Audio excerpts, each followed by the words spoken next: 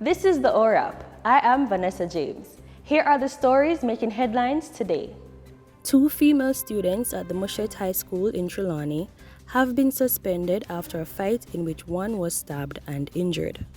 The incident happened on Monday, where one of the girls was stabbed in the face and arm during the fight. The other girl was taken into police custody and later released to her parents. Several videos of the fight, the injuries, and the detention of the alleged stabber by the police have been circulating on social media.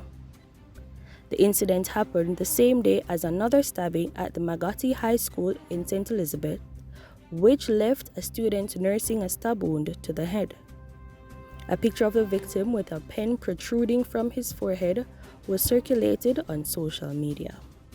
Members of the Guild of Students at the MICO University College are outraged after criminals reportedly abducted one of its executive members shortly after nightfall on Tuesday.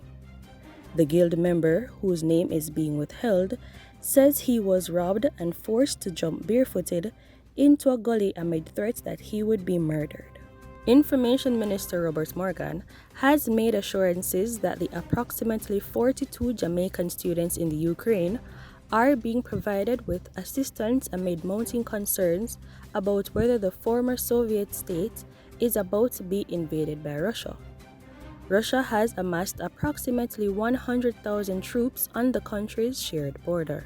An alleged top-tier member of the G-City gang in Montego Bay, St. James, was killed in a police military operation on Wednesday. He is Tevin Stewart, otherwise called Pete.